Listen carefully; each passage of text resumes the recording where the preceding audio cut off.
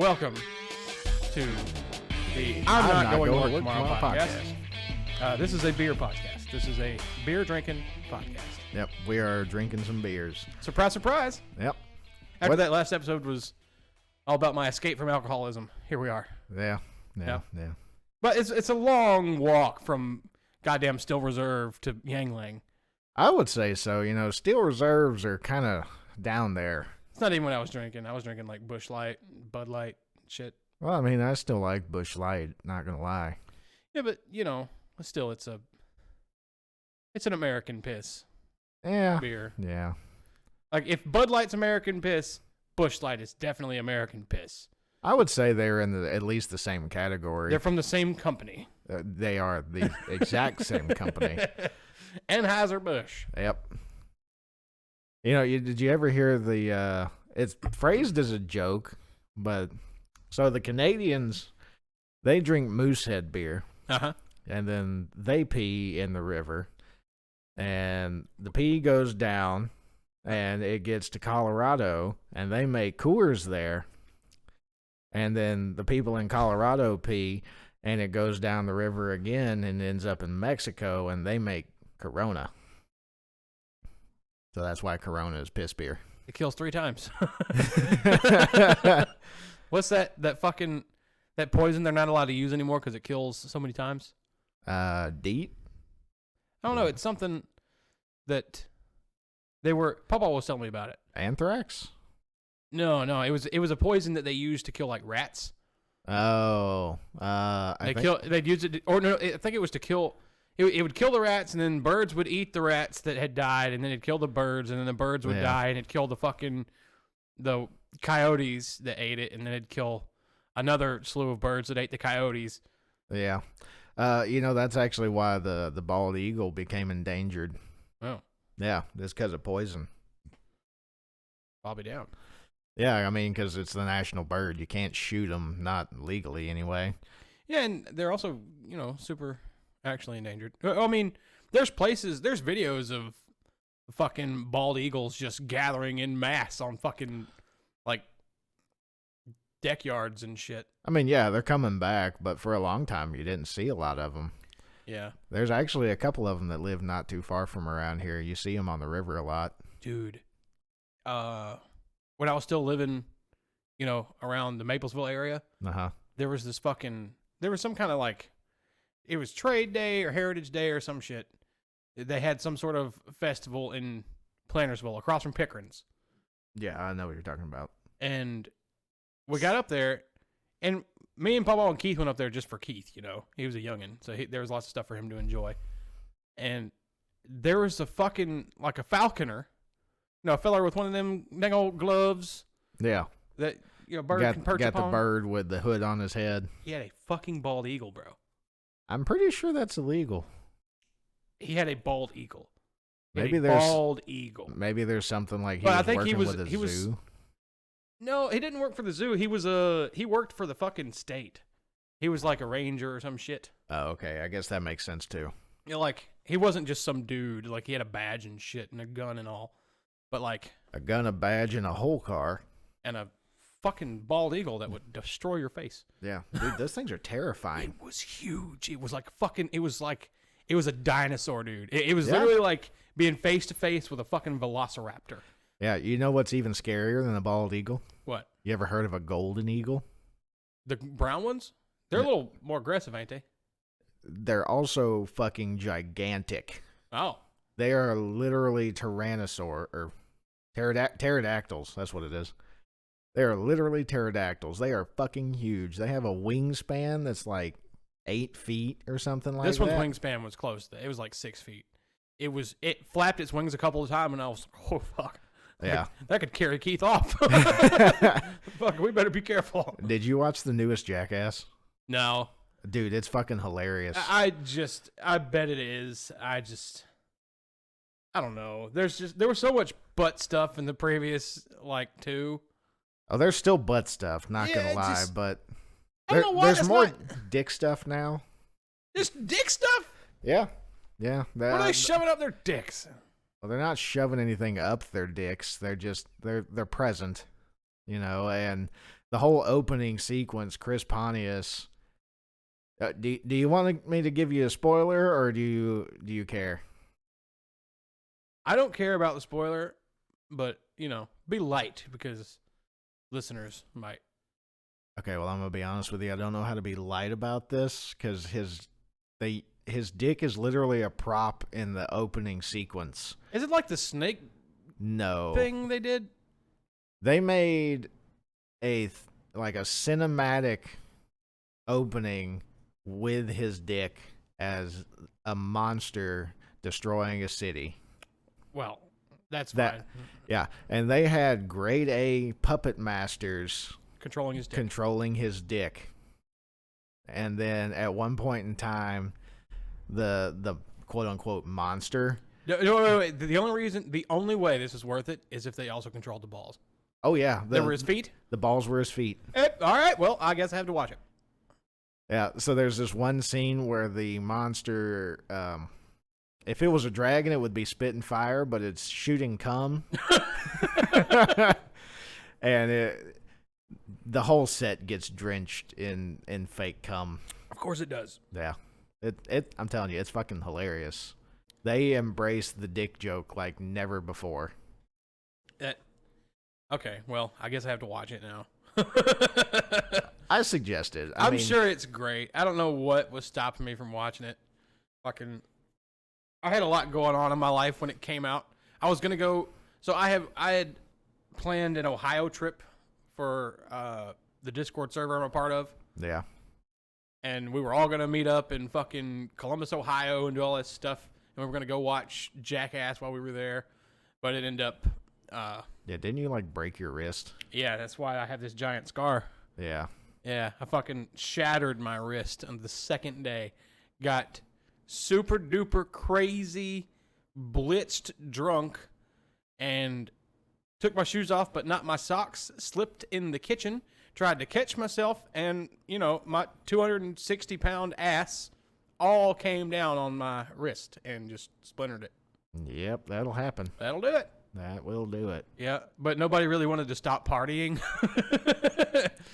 Yeah. So they're like, you're fine. It's sprained at best. And I was like, dude, it's fucking disfigured. Look at it. Dude, it's sprained. It's sprained. Like, dude. It's literally at a 90-degree angle. Yeah, I need to go to a hospital. It's like, we'll call an ambulance. And my brain was like, no, do not call an ambulance. That's an expensive fucking limo ride. Yeah, dude, it's like $2,500 to ride in a ambulance nowadays. The simplest solution would have been to call an Uber, but I wasn't sober enough to have a simple solution. Yeah, I mean that tends to happen when you're drinking alcohol and such. Yeah, so it ended terribly. I did eventually get a cast that night. Oh, that's good. Yeah, but they dug their fingers. They were trying to reset it. Oof. At the emergency room and put a cast on. Eesh. Dude, the fucking pain. I was fucking drunk as shit, and I felt every little bit of it. God, that sucked. Just digging his fingers into my fucking splintered whatever bone this is. I don't remember. I think it's not the. It's the if I'm holding it face down, it's the one closest to me. It's either your Fuck, I can't even. Radial or ulna. Those are the two bones that are in your forearm. I think it's the radial. It's whatever that fat one is that's closest to you whenever you're, if you have your hand face down. Yeah. The one that's the bone closest to you. This one it's splintered to fucking pieces, bro. Jesus Christ. Yeah. That's rough, bud. Well, I mean, they put a cast on it, and then I went to the local center, and they were like, yeah, it's like 50-50 whether or not you need surgery. Those are not great odds. And a doctor came in, and he was looking it over, and he was like, I think, honestly, it'll probably heal fine if you just leave a cast on. And then, just to spite him, another guy came in and was like, I think you should get a plate. He told me. That's a literal 50. You had two doctors look at it. Both of them gave you 100% different answers. Well, the main doctor was the one who came in and decided it's going to be surgery. Uh-huh. But before he sent the other guy in, he was like, I could show this to 10 doctors, and 5 of them would say surgery, 5 of them would say just wear a cast. And so what did you do? I was like, well, I don't know anything about bones. That's why I'm here. A doctor. If I could do this myself, I wouldn't be here. You went to medical school for 12 years. Make up your fucking mind. I just fucking went along with whatever. So, like, he sent other dude in there, and dude was like, yeah, I think you'd probably be fine if you just wore the cast. And I was like, oh, fucking cool, awesome. Because I was not excited about surgery. Yeah, did you even have insurance? Yeah. Okay. I work for the government, dude. Oh, yeah, I guess you did have that job at that point, so. Yeah. And, you know, we got that fringe pay, so it covers that insurance and stuff. It's kind of neat. That is pretty cool. But if I was to cut that shit out, it would all go to my 401k. You might need the insurance, buddy. But I don't go to the doctor. You got government paid for insurance. I'm paying for it, technically. Yes, but it's the government plan. It's like, okay. So, like, hourly, they add $6.35 an hour to... They pay that on top of what I actually make. Mm-hmm. And that $6.35 I make an hour, calculate however much that is in a 40-hour week, that goes towards my insurance, and the rest of it goes into my 401k. And so, yeah, it's not actually you paying it into it. They added that in there. So, quote unquote, you pay for it, but they pay for it. Right. It, like, we're all making $6.5 more than we technically are. So here's a question for you. If you opt out of that, 100% of it goes into the 401k. So you can't just not put it in the 401k. You can't just get paid $6 extra an hour. It's either going to go to the 401k or insurance. It will never go into your paycheck. Okay. So yeah, they pay for it. Right. You can't just be like, I don't want any of that stuff. I want it to just come to me. It's like, well, there's going to be a 401k in your name, whether you like it or not. Yeah. It's just that fucking military shit. It'd be that way. Yeah, ours is not like that. It all comes out of my paycheck. They just match on my 401k. Deck you. Yeah, I mean, it doesn't suck. They match me too. Yeah. Including the fringe. Yeah. That's cool. You know, at my last job, you know what my benefits were? What? We got 1 week off a year. That was 4th of July week. And if you were there within a year, you didn't get paid for it.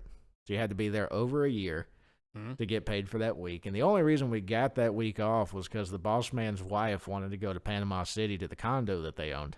Mm. And then at Christmas time, this was actually pretty cool. I shouldn't talk shit about it, but the boss man would give you an envelope with whatever your check is normally without taxes taken out of it. And then he would cook these big-ass T-bone steaks. I'm talking about, like, several inches wide, like... That made a young man feel good. Yeah, like, you know those big paper plates? Yeah. The steak would take up 75 to 80% of that plate. You got just a little bit of room for some sweet peas. Yeah, like, he would do the steak and baked potatoes, and you had just enough space to put a baked potato on there. That was a small baked potato. It was. And so these things... How much fucking room is in your goddamn graveyard belly, you know? Oh, okay. So this is what he would do. You know, there was like 10 of us maybe that worked there. It was a real small company, mom and pop. I rather enjoyed working there, actually, that I look back on it. In the moment, I hated it because I was outside. It was hot. It was cold. All that jazz. But at Christmas, when we were all sitting around the table, you know, and I'm talking, these were big steaks. Mm-hmm. He would take $100 bill and put it in the middle of the table after everybody was pretty close to being done with their first steak. Says if anybody can eat a whole nother one, they can have that $100. Bitch, I'm getting that money. Nobody ever got it.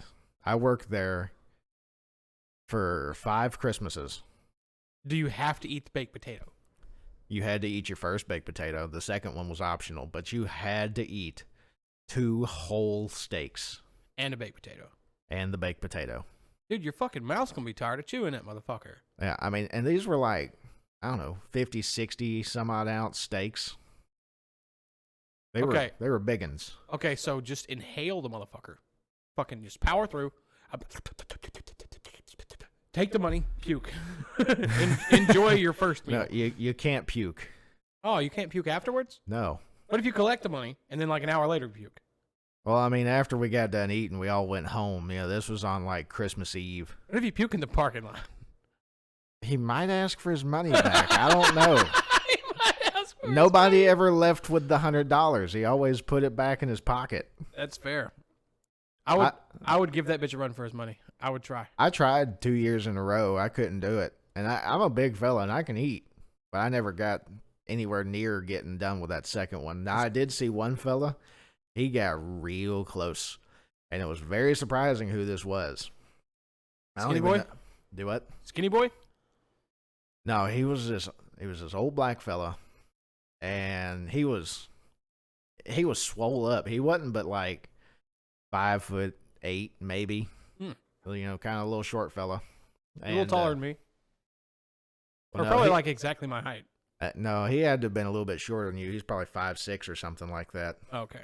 He wasn't a real big fella. But he was stocky. Like he was built like a brick shit house. And he didn't have any of his front teeth. Oh. Yeah.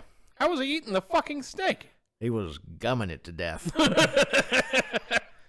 Well, I mean, I guess you don't really need your front teeth to eat a steak. No. You're not biting that bitch off. He had the majority of his back teeth. And he was a really funny dude. He's the one that told me about the toe thing. Did I ever tell you about that? Oh, I remember. I have a very faint memory. Okay, so of a toe thing. The toe thing. He told me about the toe thing and a warm, soapy bowl. Okay, so the toe thing. If you lay it on the bed at night and your old lady comes out of the shower, she ain't got nothing but her towel on, you stick that toe out there on the side of the bed and you go to take that thing to wiggling, you tell her, sit on that toe. What? I swear to God, that's what he told me. Just how he told me. You tell her, sit on that toe. You tell her, sit on that toe right there. And that's it? Yeah. That's basically. It. That's the end of the... I was expecting... I don't know what I was expecting. I was expecting some fucking sage, like... No, it's not real sage advice. Now, the next one. Usually, your woman comes out there and see you kind of naked, just stick your dang old toe out there and tell her, sit on that toe. Yep. And that's the fucking... The other thing he told us... The other thing he told us was, get you a bowl of warm water, put you some Dawn dish soap in it, and get you a straw.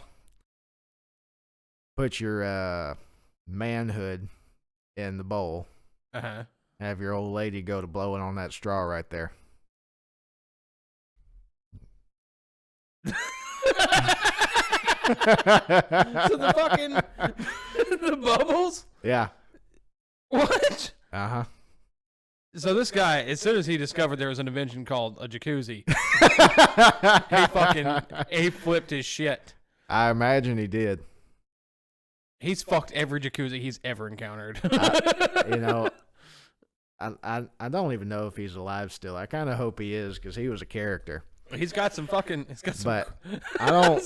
bangers. I've got to be honest with you. I don't think the man's ever been in a jacuzzi. I kind of think if he's resorting to like Dawn dish soap and a bowl and a straw. Yeah. And it requires a whole nother mouth. Like, what is the point of the bowl and the dish soap? I don't know, man. That's just the shit he told us. What if you just get a really long straw? Can this be a fucking singular event? I guess you could do that. It'd be kind of one of those things where you're just beating a tennis ball against a wall. Like, what are you doing it for? To get to come. I mean, there's easier ways to do that involve less paraphernalia. There's easier ways to have your lady make you come that involve less paraphernalia. Yeah. If there's got to be a girl involved, why bowl? Why Dawn? I don't know, man. Why straw? The man was somewhere between 47 and 93. I don't really know. I guess at that age, you got to kind of get inventive with your old lady. Got to do some weird shit.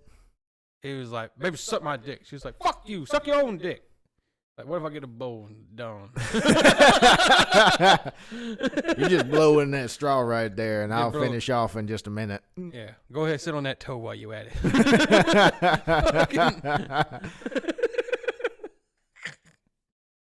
Oh, man. All right. So, moving on. Yeah. Oh, so what we were talking about?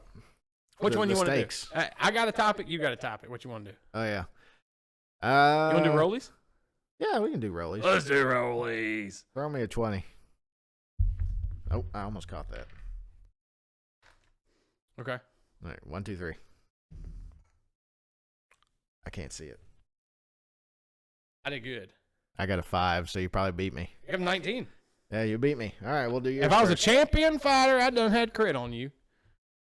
Yes, indeed. Throw that thing back at me, please. Yeah. Yeah. Okay, so controversy. All right. Controversy. What you got in the controversy area? All right. So,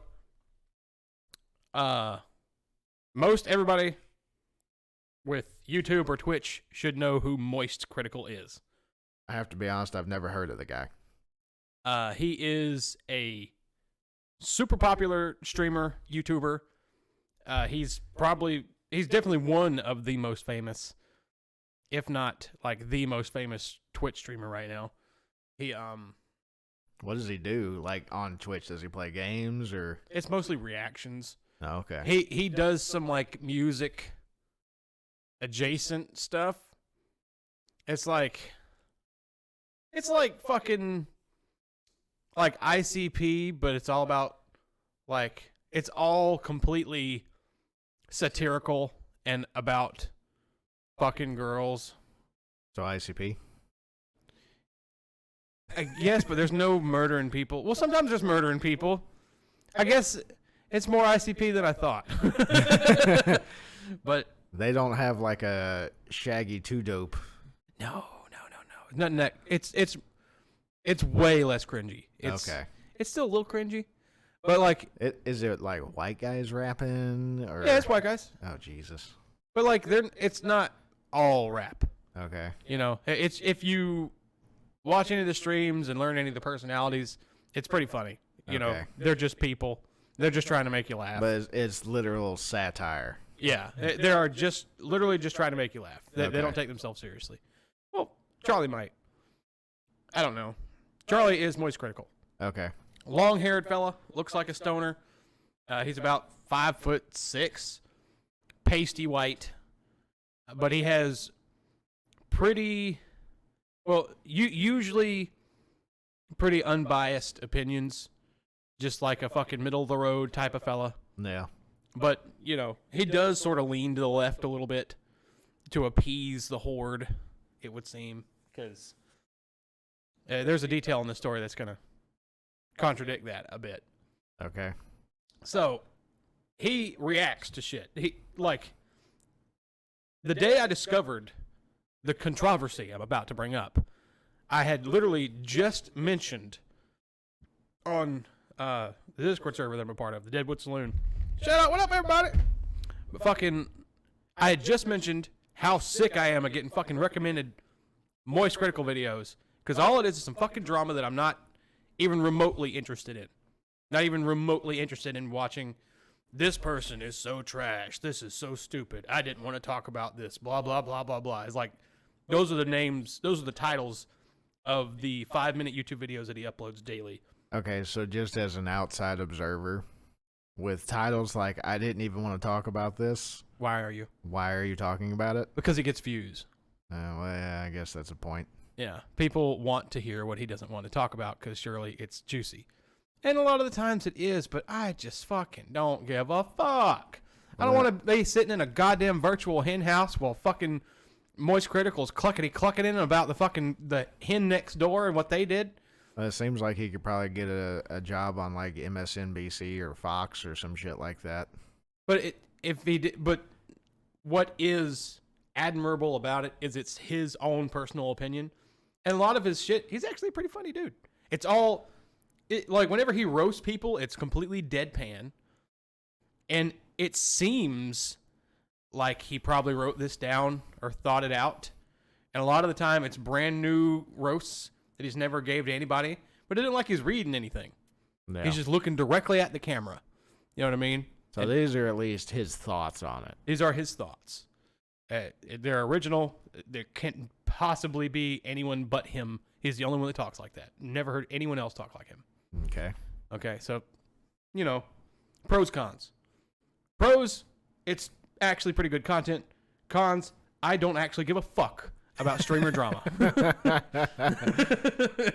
But this one, this particular bit of drama piqued my interest.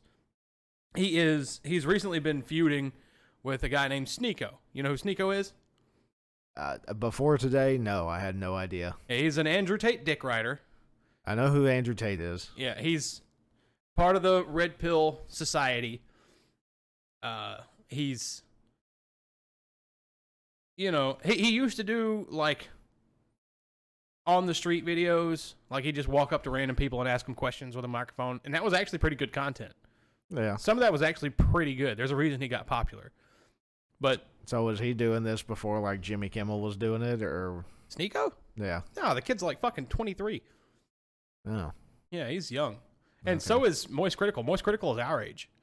Okay. Charlie, he might be a little younger than the two of us, but he's right around our age. I got you. But yeah, so you got Charlie and you got Sneeko. And Sneeko is this super red pill maniac. Like, he's got some really weird takes. He was running around with Andrew Tate, and a lot of the thoughts pushed there were like, the man can cheat, but the woman can't cheat because she's his property, blah. Gross shit like that nobody thinks. Yeah. And so I don't know for what reason, he on stream one day made fun of Charlie and his girlfriend. So Charlie's got like apparently an average looking girlfriend. She's not like some fucking IG model. She's not like showing full cleave in every picture. Yeah. And for some reason, Sneeko thinks that's lesser. He looks at that and says, your girl ain't shit. You know what I mean? Yeah, he has an actual person that he's in an actual relationship with, and that's somehow dishonorable. Yeah, because that's not how normal people think. Yeah, Sneeko's weird. Yeah. But, his red pill people ate it up. And Charlie made a video roasting him. He'd never... What he said is that he'd never looked into Sneeko. A lot of the time, I think he just says that. They weren't even on my radar. I don't even know who they are. I never cared to look into them until this happened. They said this, so I had to look into their stuff. I'm pretty sure he just says that a few, sometimes to low-key burn somebody. Yeah. But well, I mean, to Moist Critical's defense here. Thank you. I never heard of either one of them. Because you aren't in the Twitch realm. You don't be watching Twitch. No, but I watch YouTube. I mean, that's where a lot of their stuff comes from, too, I imagine. That's fair. And I knew who Sneeko was before all this because I watch YouTube. Yeah. I don't watch Twitch. And I watch, like, Abba and Preach. And Abba and Preach got into a feud with fucking... They feud with lots of people, too. Abba and Preach are pretty cool. There's two black guys from Canada. And they have some pretty interesting takes. I like watching Abba and Preach. Some things kind of rub me the wrong way because they, because they're Canadian. Well, they have some like, once in a while there's some like kind of anti-white stuff that comes out of them. And I guess whatever. Yeah, I mean, at this point in time in history, you can pretty much say whatever you want to about white folks. It's really not going to affect much. Yeah, and they actually did a whole video about how it's wrong to like say racist shit about white people. Like, it's not any different than saying racist shit about any other race. You know, you're still being hateful and prejudiced. But at the same time, in that same video, you know, Preach said some shit that kind of rubbed me hard, rubbed me the wrong way. But whatever, it doesn't matter. I mean, they're in Canada. And they've experienced a life that I could not possibly understand. I couldn't possibly fathom the things they've gone through. Yeah, I mean, they have bagged milk up there, so that's a whole weird thing. Yeah, fucking... What's up with that? What's up with that? If I had to fucking drink bagged milk, I'd probably hate white people too. You know, I'm going to say that's fair. Anyway, so, yeah. Sneeko made a video hating on Moist Critical and his normal girlfriend. And so, Moist Critical, Charlie, did research on Sneeko. I just put up quotations, research, as if he didn't already know this shit, being who he is. Yeah. On Sneeko, and discovered Sneeko's got some shit. Yeah, you know, I've learned over the years that if you're going to start throwing stones at folks, you probably ought not live in a glass house. Yeah, Sneeko's house is transparent as fuck. Yeah. So these influencer, streamer people usually are. This super hardcore red pill fella, dudes, kings, he used to go to swinger parties with the girl he believed was the love of his life. And he told this straight out of his mouth. This isn't like a second-hand account. This is horse's mouth shit. He told this story on a couch in a room with 3 other guys. Oh, that's not smart. And told this story. And it's going up on their fucking YouTube channel. They're like us. They're a podcast, you know? They just talk shit. And he's telling them that he used to take his girl to swinger parties, and that the first time he took her, that it was him and this other guy and this other guy's girl and his girl. And all 4 of them were on the same bed, and they traded girls. Uh-huh. And he had the other guy's girl, and the other guy had his girl. Uh-huh. And he wasn't feeling the other guy's girl. He just wasn't feeling it. But the other guy was feeling his girl, and his girl was feeling the other guy. So, like, he had to sit on the bed while they had intimate, eye contact, fucking deep penetration sex. Fucking, like, legs over the shoulder, dick down, loud moaning. Getting it in. And he said it was fucking, they got like 3 pumps in, and he was thinking dramatic thoughts looking over there. He said it's literally traumatized him, and he had to leave the room because it was fucking him up so bad. Yeah, there's the dark side of swingers, and bro. they were like, man, that sucks. He's like, yeah, but I think everybody should try it at least one. Like, are you fucking kidding me? He's like, yeah, because, like, you know, just to test that, because, like, you know, you look over and you see the love of your life. That's the love of your life? You love this girl? It's like, yeah, absolutely. She's my queen. That's my wifey. Like, and you let another dude, like, you were on board with this? This is you? This, you know? Yeah. Fucking, it's one thing to, like, have a cuckoldry fetish. You know, if that's what you're into, that's what you're into, whatever. But I mean, you know. He specifically wasn't into it. So he knew he wasn't into it and went into this situation. Anyway. Well, that's just fucking stupid. It's just fucking stupid, right? I mean, you know, I'm all for letting your freak flag fly as long as it's within the legal limits. That's not his freak flag, though. He's just flying it because it seems like maybe he was pressured into it by his fucking red pill buddies, you know, just so he could fuck one more bitch.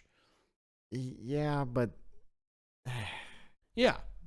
Sometimes you got to have boundaries with yourself, man. Yeah, you dude. know, you can't just, if you know you're not going to be okay with it, don't fucking do it. Motherfucker needs therapy.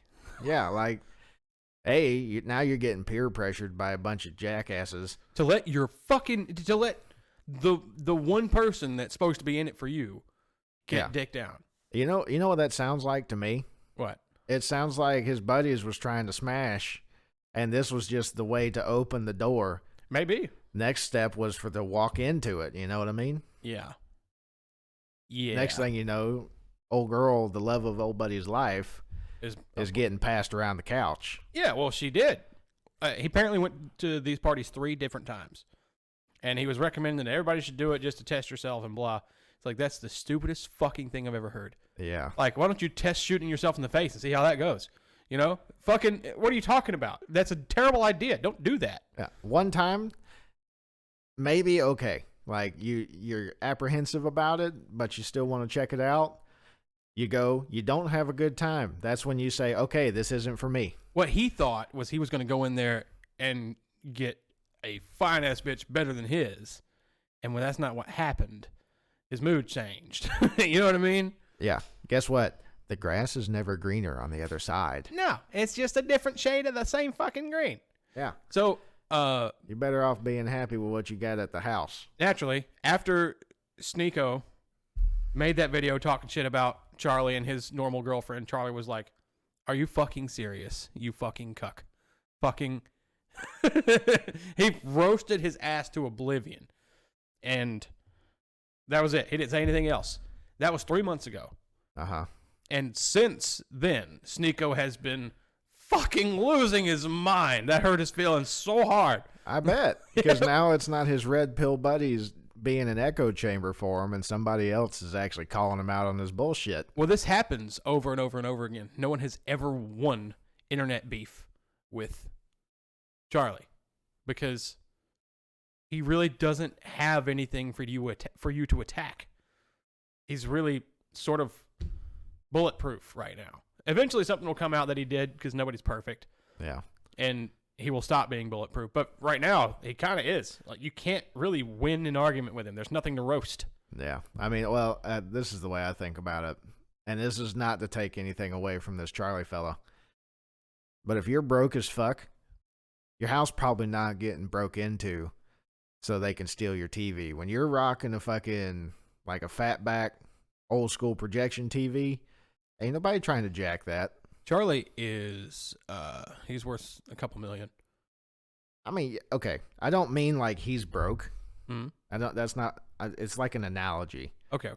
You know, he lives his life. He's from what I can tell and understand here, he's a fairly normal fella. He just happens to talk a lot of shit on the internet. Yeah. So there's nothing to take away from him. He's made his money. He has his platform. He's a made man. There's not a lot of shit you can do to him, especially when he doesn't fucking give a fuck. And they do normal shit. Like, him and his buddies that sit around, like, he has a whole fucking moist crew that enter, like, you know, Smash Brothers, Melee, fucking tournaments and shit. Yeah. Just from you saying that, there's not a single thing some Chad-like dude bro can do to that man. Yeah. Other than go to his house and kick his physical ass. So here we go. There's no gratification you're going to get from that dude. Here we go. So, like, there are some tiny little bits and pieces, like, during streams and stuff, apparently. Like, stream clips where they would talk shit. Sneeko's talking all kinds of shit he possibly can. Trying to send people over to because Charlie's not going to watch his stream. Uh-huh. So he's trying to send people over. Hey, Sneeko said this, and Sneeko said this about you. And eventually there was a response. But Charlie just roasted him again. Just quick little jabs that are pretty funny. Just called him cuck constantly. And the word cuck offends Sneeko so terribly. Yeah. That Sneeko's response was to get on his stream and dance. And wait. On his stream, dancing around, not well, just bobbing like you're in a club or something. Why? With a gun. Okay. Waving it, pointing at the camera, being like, "You in Tampa, huh? Maybe I'll come see you. You in Tampa." And he's laughing. And he's took the fucking magazines out of his... He's got like a 9 like I got. Uh-huh. And fucking just like, "Fucking, you want me to watch your clips? Look at these clips. These are the only clips I'm watching." And does this guy... Obviously, he doesn't understand the law at all, but that's considered a terroristic threat, and he could have federal implications with that. He's threatening to come and shoot Charlie, is what he's doing. Yeah, that's literally a prisonable offense. For calling him a cuck, because he's a cuck. Yeah. And sticks and stones, bud. Sticks and stones. So, I mentioned Tampa. Uh-huh. Charlie's a Floridian. Okay. All right. Sneeko just happened to be in Florida at the time. So Charlie wasn't going to make another video. So he says. And after the gun waving thing happened, he decided, well, I got to. It pissed him off. Right. So he made a YouTube video like yesterday. Uh-huh. And that shit. Is this the one you sent me earlier? Uh-huh. Okay. That shit was fucking hilarious. So he roasts Sneeko all over again for being a cuck. Right? All over again. That is just a real good go-to with this guy, apparently. It's easy because it pisses him off so much. Yeah, you know, if you're going to be a bully, you can't have a tell like that. Yeah, you can't have a fucking open wound that people can just pour salt in. Yeah, that's just... You're fighting a losing battle at this point. You might as well give up, give it a month or two, let the internet refresh a little bit. They'll forget all about it and go on about your life. Right. That's all you got to do. But no, he's obsessed with Charlie now. So Charlie, he opens up the video. He's like, all right, I didn't want to talk about this. That's how he starts every fucking video. It annoys the piss out of me. But because you know he does. You know he wants to. He did. That's why he's making one. But he's a professional internet troll. Is what it sounds like. He does a really good job. But, like, yeah. He went over the whole controversy, explained it so everyone can understand what's going on, showed the clip of Sneeko waving the gun around. He explained the context the way that I just did. And he was like, yeah, so his response to me telling his little chodes that he sent, you know, and so another reason he hates Sneeko is because Sneeko, he's an avid pusher of he was he spoke out in favor of the movie Cuties. All right, I instantly don't like this guy. Yeah. Like I was on the fence, like he just sounds like a jackass. This could just be for like views on the internet. He's a fucking derp. But that's not. Yeah. So like, the movie, I have a daughter that's about that same age. Mm-hmm. I don't like that shit. No one should like that. It's awful. You are a pederast, sir. I am going to officially say Sneeko is a pederast. It's absolutely a fucking horrent. And like his defense of the movie was that, yeah, it's sexualizing kids, but the context is that kids. It's supposed to like expose that kids are getting like sexualized in this way, but the movie ended up defeating its own purpose by sexualizing real child actors. Yeah, it's basically kiddie porn. It's considered by many, including me and most of the sane world, to be fucking gross. And that's why it got deleted from Netflix. As it should have never been on there in the first place. Yeah. Cause like, if you're going to try and... If that was their message they were going for, to expose the sexualization of children, there's other ways around it than literally sexualizing children. Wouldn't it have been... I don't want to say cool, but wouldn't it have been like... I think maybe the most beneficial thing they could have done with a film like that is just to see who watches it and who watches it a little too often. I would agree with you, but I saw the marketing for that movie and it was pushed on kids. The marketing had nothing to do with what the movie was actually about. Yeah. I didn't see the movie. I didn't watch it I saw either. a little bit of the marketing, and I was like, dude, that's fucking nasty. That is so gross. The cover of the movie is immediately, you're like, dude, I feel like I'm on a list just because I saw that. You know what I mean? Just because I saw the cover of this fucking book. Yeah, okay. So Sneeko was like, but kids are sexualized. It's real. It was realistic. And this is just the stupidest. There's no such thing as a third grade twerk team, you fucking moron. Right. Hey, that should have ended his career immediately. And it might have. I'm kind of wondering why this guy hasn't like blown up just for being canceled. He did. He got canceled. He got deplatformed. They shut his ass down on YouTube. Oh, did shut his they? ass down on Twitch. The only way he's able to stream at all is on other people's accounts. Wow. So it's technically that's a subversion. So they could hit him. But Yeah, anyway. but I mean, you could end up screwing up somebody else's stuff for you going on there and YouTube blasting don't care. off. You know how much money they're making off of Charlie? They don't give a fuck. Charlie and Mr. Beast, they don't give a fuck. They will ban whoever they need to stay politically correct. I guess. Excuse me. Okay, so I did a little bit of reading on this guy earlier. Mm-hmm. And didn't he work for Mr. Beast? Who, Sneeko? Yeah. I think he did. I read but some... back in the day when he was doing like the street stuff, I think he had a slight bit of association. Yeah, he only showed up on like one episode or one video or whatever it was. Yeah. And, fucking... And people's talking shit about Mr. Beast now, too. I'll be honest, I've seen some of the videos. It's kind of entertaining, but I don't know anything about the guy. They're saying he does all this charitable stuff for views. And, yeah, he is. Obviously, like, why the fuck else would you do it? Exactly. But, like, he's doing stuff like... He did a video a while ago where he fucking gave... There's a surgery that can cure blindness in certain cases. Uh-huh. And he gave that to, like, several people. And videotaped them seeing things for the first time. And the fucking tears of joy. And the response to that from Twitter was, this is disgusting. This is exploitation. He gave someone the gift of fucking sight. Yeah. Like, how exploitative? I think it how bad could it really be? I mean, how exploitative could it exploitative possibly be? I don't even think that's the right pronunciation. I don't know. How bad could it honestly be? Like, he gave however many people their sight back, and he makes a buck. He makes a couple of bucks. They can fucking see now, and he probably gave them a fucking Tesla. You know what I mean? Yeah, I mean, okay. Granted, some of the shit Mr. Beast does is kind of cringy to me because it's all just, it's so fake. Like, I don't watch YouTube to watch scripted bullshit. Right.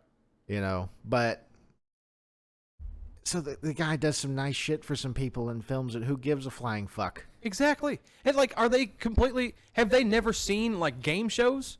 Like, yeah, those Price game is shows Right only gives you, like, 20 grand at the grand prize. Right. And, like, it's helping these people, and they're so happy. And they absolutely film these people being happy so that we feel happy because, emotions are contagious. Yeah. But they're making a buck every time for every set of eyes on that fucking show. Yeah. It's the same thing. If it was really that bad, the motherfucker wouldn't have hundreds of millions of views and subscribers and shit. It's not that bad. There's just a bunch of loud fucking douchebags on the internet that don't want blind people to get free vision for some reason. I think a lot of this just boils down to like virtue signaling. That's really all it is. It's just, and people will say that virtue signaling is not even real. Like, are you kidding me? Of course it is. Everyone on the planet knows that virtue signaling is real because everyone on the planet has done it at least once. Yeah. It didn't have to be online. I mean, that's what Mr. Beast is doing is virtue signaling, but I mean, he has the money to kind of back it up. So he can actually there's becomes a point where virtue signaling becomes philanthropy, and I'm not exactly sure where that dollar amount lies. Well, is it virtue signaling if there's actually a virtue? Like, do you have to signal the virtue? It literally exists. It speaks for itself. He gave people the gift of sight. I don't know. That's a virtue.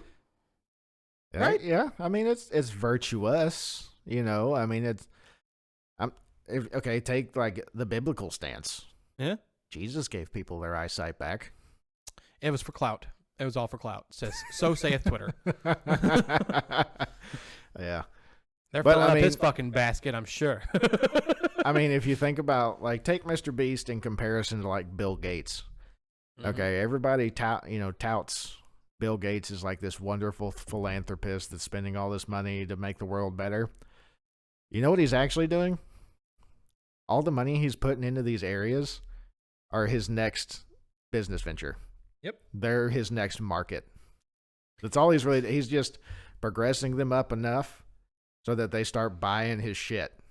Bill Gates has been a millionaire long enough to now be old money. Yeah. I mean, the man was the richest man in the world for a while there. Yeah. Yeah. Anyway, fucking Sneeko and Moist Critical. Yeah. Back on topic. We rolled away. Fucking. So, yeah. Anyway, Sneeko You know, he did the thing, waving his gun around, talking about, look at my clips. These are all the clips I'm looking at. And laughing the whole time, waving his gun around. Look, a psychopath. Looks like fucking, he looks like goddamn, what's his name from that American Psycho movie? Oh, shit. No, it wasn't Tom Cruise, was it? No, it was, Patrick Bateman is the character's name, played by Christian Bale. Christian Bale. Yeah, although he never really did a gun. He just had this really shiny axe.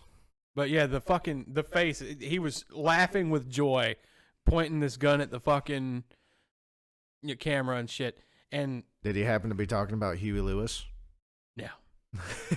he was just talking shit. He's like, maybe I'll come see you. You in Tampa, maybe I'll come see you. Threatening him to come shoot him. And fucking Charlie's response was, dude, first of all, you sound like a fucking idiot. And he pulls out his fucking handgun and cocks it back and pulls out the mag. And he's like, this is a mag. This is a magazine. We call these mags. You sound like a fucking dipshit. It's not a clip. This is a mag. Just like the same way that you're such a fucking idiot. And he reaches down and picks up a fucking AR, a custom-built AR that he put together himself, and pulls out the mag. And he's like, this is also a mag. While he's holding his fucking AR. Yeah. So that was like a low-key, pull up. See what happens. I'm going to blow you the fuck away. That is some distinguishedly southern shit. Yeah, that's some Florida man-ass shit. Yeah, it is. You come to a Florida man's house and watch what happens. You will die. Yeah, this dude is the literal embodiment of Florida man. You don't fuck with that. Maybe I'll come see you. Maybe you won't leave, motherfucker. Like fucking shit. Like, come down. We'll have some pie, and then it'll blow your brains out. Yeah. That was a really low-key pull up, and I will put a bullet in your fucking head. This is literal fuck around and find out. Yeah, that's exactly. But then, he never said that. And at the end of it, he said, sorry about the fucking gun anatomy lecture. And then went on to roast Nico for 10 more minutes. All about what a cuck he is and how stupid he is and why what he's doing is fucking retarded and why he shouldn't do this anymore. So moral of the story is don't fuck with that guy. Yeah, well, don't fuck with Southerners in general. Like, if it's a man, right? Uh-huh. And an accomplished man with a place of their own and a family or anything in semblance to that, chances are there's more than just, his physique guarding his fucking castle. Yeah. Especially a guy like this. He's literally a millionaire.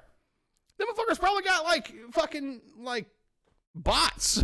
You know what I mean? He's probably got some security or something. I mean, I don't know what this dude's house is like or anything like that, but I mean, if he's got some kind of money, he's probably not fucking around about his security, Yeah, I mean, yeah. It's just ridiculous. I don't know why Sneeko thought that was a good idea. He's just getting absolutely destroyed. You know what this reminds me of? What? This is like the jockey kid in high school. It was on the football team and stuff, and he started picking on this one kid, and the kid got fucking tired of it, and he fought back. And now the jockey kid's looking all stupid with his hand in his head or his head in his hands, going, "How the fuck did this happen?" Yeah, because get your ass beat. It's a verbal ass whooping. That was another point that Charlie made.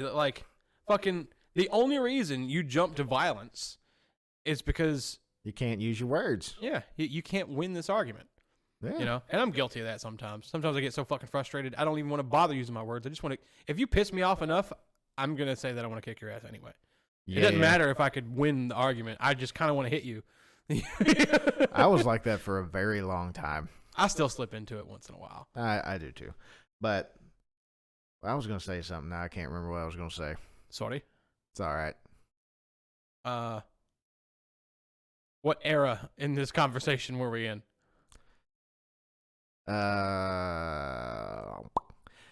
So it was somewhere around where Sneeko just doesn't have the word. Oh, now I remember what I was going to say. If I could give any advice to this Charlie fella, is don't argue with this fella too long, because when you argue with idiots, they'll drag you down to their level and beat you with experience. Well, unfortunately, he really likes going down to that level. Apparently, but I mean, he kind of shines down there, like, because it's like he's reached. He hacked Mario, and now he's constantly like invincible Star Mario.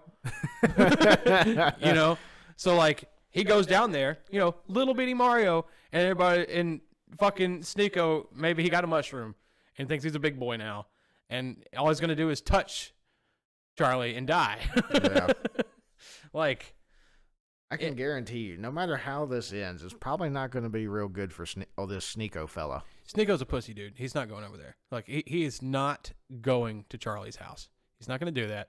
I could see him sending somebody over there, which I would argue is like a way more bitch move. Yeah, well, he's a bitch. If you're going to threaten violence to somebody, don't send somebody else. Go do the ass whooping yourself. Well, he started challenging him to a boxing match or whatever, and Charlie's like, no. Oh, so I'm not going to fight you. I am not going to continue. I'm not going to put myself in a realm with you. At no point ever will I do that. Number one, you're bigger than me. Why would I do that? Like, how much bigger is the Sneeko fellow than Charlie? He's not really bigger. He's just taller. Yeah. Like, Charlie's like 2 inches shorter than I am. Okay. But but Charlie ripped on him for this too. He's like, I wouldn't fight you because you're taller than me. You got a better reach. But I know goddamn well, maybe you think I'm some little skinny boy. But then he fucking showed off, and he's kind of ripped. He's got, his arms look like they're a little smaller than mine was at the sawmill. Yeah. He got some strength. You know, he'd be going to the gym. He got that skinny boy strength. Got that cock strength. Yeah. You know what I mean? But like, you know, Sneeko is stupid. And as far as I know, Sneeko has not responded, and I don't expect him to. If he's smart, he'll just leave it alone. He'll just get a real job. Yeah. He's getting run out of the internet. Go suck off your buddy Andrew Tate and see what you can do after that. Well, Andrew Tate's dick is unfortunately behind bars right now. Oh, yeah, I forgot about that. He got arrested for fucking sex trafficking. Yeah. Yep. Can't say I'm surprised by that either. Yeah, not at all. Because, you know. I mean, the guy kind of admitted it on a lot of streams, like in a roundabout way. Mm-hmm. Because, like, in enough of a direct way that they were able to be like, we should probably check this guy out. Yeah, because I mean, I'm not a Andrew Tate fan, but I've seen some of his shit just scrolling through Facebook and YouTube and stuff.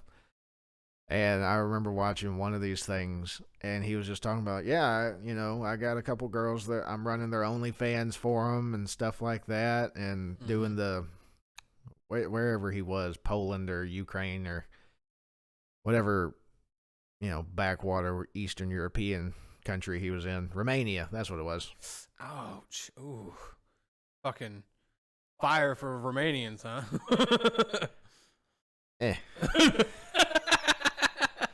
I mean, no offense to the Romanian people or anything like that, but Anyway, he was on there talking about, I run these OnlyFans for these girls. Wait.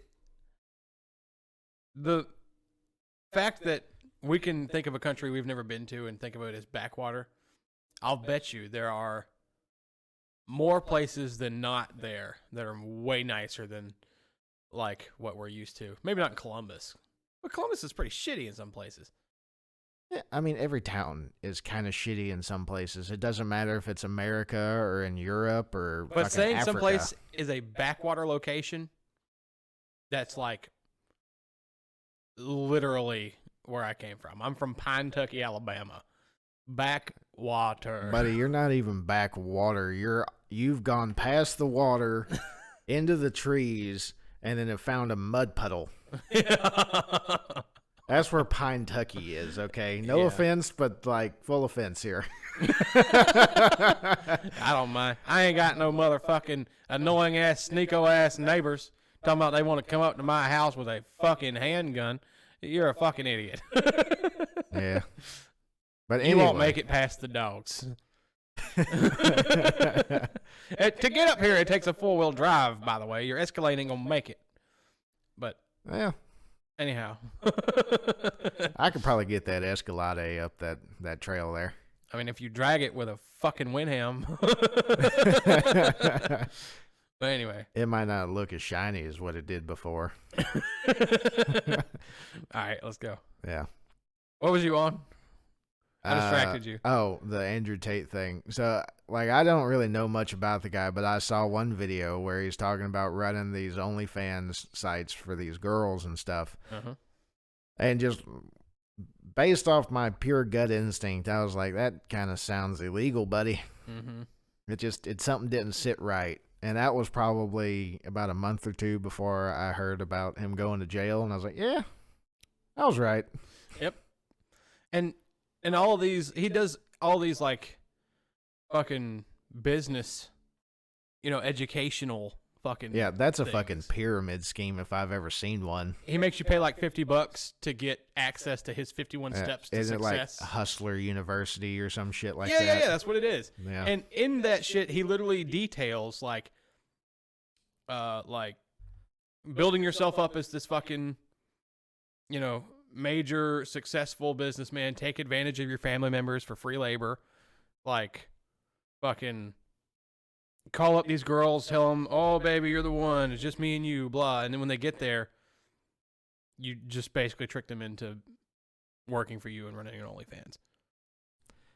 Yeah, that's sex trafficking. Yeah, that's exactly what that is. You're forcing somebody to take their clothes off for other people for money. And those details are why he got busted. Yeah. He's not nearly as smart as he thinks he is. He just can't be. Apparently not. Yeah, but he thought he was a fucking genius. He thought he was just something else. Yeah, I mean, if the legal system didn't exist, he probably would be considered a genius. Well, that's why he was in fucking Romania. Yeah, because he thought he could beat that legal system. Couldn't do it. Yeah, even that backwater place figured it out. The fucking sheriff of Pine Tucky would be knocking on his door in no time. By the way, no offense to the Romanian people. I'm sure you're all lovely. I don't even know what they sound like. I couldn't tell you. That's probably something close to Russian. Yeah? Because that's kind of roundabout where they are. Oh, no. Yeah, they're kind of somewhere between like Ukraine, like under Ukraine and then below Russia. You're saying a lot of buzzwords right now, Kevin. What, Ukraine? And Russia. Well, I mean, it's just geographically speaking. Oh, boy, that's not good enough, Kevin. I hold no opinion publicly for any of this. You hear that knock at the door? That's Twitter. Yeah, it's the Twitter police. They're going to they shut are. us down. Oh, no. Shit, there they are. That actually scared me some. Jesus, it's the fuzz. But, yeah, so, I don't know. That controversy just... when I first saw the gun come out, like, I was half asleep, and immediately the hair raised up in my head, and I got so afraid for, honestly, both of them. Yeah. Like, that's some shit. Nothing has really changed. It's that same fucking East Coast versus West Coast bullshit. Like, where is this Nico from, anyway? I don't know. I think he's in Florida right now. I don't know where he's from. Yeah. I think he used to do his street stuff. Used to happen in Washington. Like Washington State? The state of Washington. Yeah. Yeah. Well, I mean, there's Washington State and then there's Washington, D.C. I think it was Washington. I don't know. I can't confirm or deny either way. Yeah. But, yeah, I don't think he's from... he's definitely not a Southerner. Like... No, he doesn't sound like one. If he is, he could be, I don't know, somewhere weird. Charlie's probably not a Southerner either. He just lives in Florida. Yeah. And see, that was the contradictory to the left-leaning thing, because he's got a fucking AR. Like, yeah, he likes guns. He knows guns. There's tons of things that he's able to do with a gun that I wouldn't be able to do. I mean... He could just be a centrist. You pick and choose from both sides. That's kind of who I am. Yeah, I mean, that's about where I'm at, too. I agree with some things on one side and some things on the other, and then I don't agree with things on both sides. I will never say that I'm a Democrat, and I'll never say that I'm a Republican. That system is so busted to me. Because, I don't agree with everything either side says. Yeah. I'm slurring a bit. That's my third beer. Yeah. I used to kind of identify as a libertarian, but... They say some weird shit, too. Well, after I started digging into it a lot more, it's not so much about like personal liberties as they say it is. It's more about like corporations being able to do whatever the fuck they want to. Yeah. And like some of the stuff I agree with, like they like guns, but they want to sort of gatekeep them a little bit, make it a little harder to get guns. I'm cool with that, whatever. You know? And they want to like cease the fucking war on drugs. Cool with that. Fucking marijuana should have been legal everywhere a long time ago. Fucking, I think they are pro-choice. The libertarians? Mm-hmm. Yeah. Well, they're basically pro-choice on just about everything.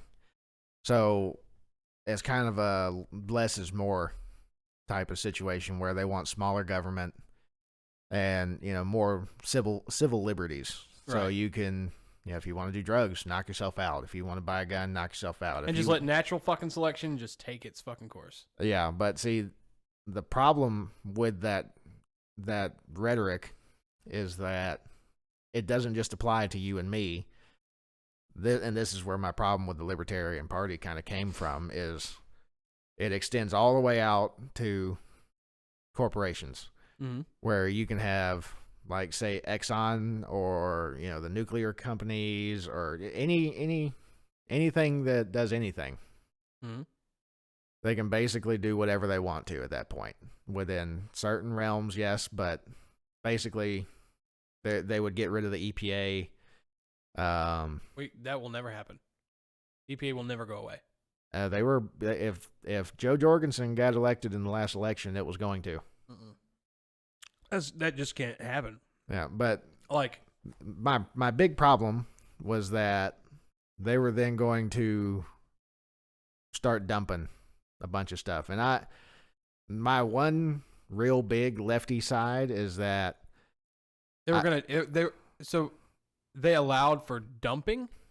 Yeah, so like waste products, like, you know, they're not going to regulate what you can and can't put in waterways, what you dump out in the middle of the desert. Oh God, shit like that. That's where, you know, that kind of thing would be going away. Where we have, I would lose my job. Yeah. Okay. So for your job, you know, you have all these bins. You have to separate everything because there's processes. Mm-hmm.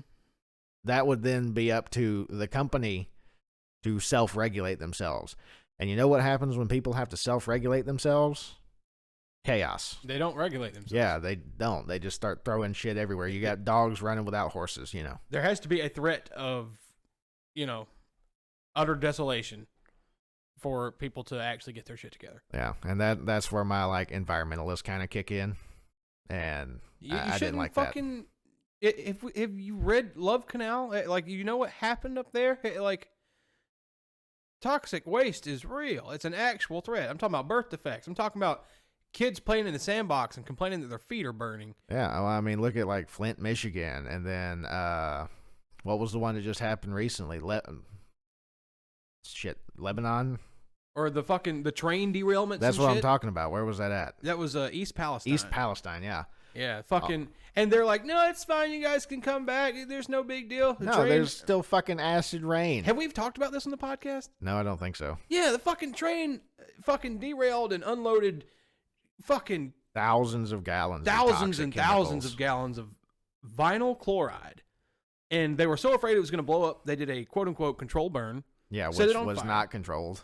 Yeah, which turns vinyl chloride, when it goes on fire, vinyl chloride becomes hydrogen chloride. Yeah, and then when it mixes with the rain, vapor comes down. And it's acidic. It's fucking... Hydrogen chloride. What is the one that... What's no, your stomach acid? It turns into a... Damn it. It's basically your stomach acid. What's that shit called? Bile? No. It was caloric acid. Caloric acid. Okay, that's not what. Hydrochloric acid. Hydrochloric acid. Yeah. So when hydrogen chloride combines with water vapor, it becomes hydrochloric acid. Yeah. And acid rain will come down from the sky. And like they're like, no, that's fine. You guys are okay. And that's just so that no one will freak out. And they're just gonna keep it isolated that one area, you know. And meanwhile, they're finding dead deer and dead dogs and shit. And meanwhile, the birds are literally flying upside down Yeah. Fucking, You know what I find the craziest about that whole situation? You don't see anything about it anymore.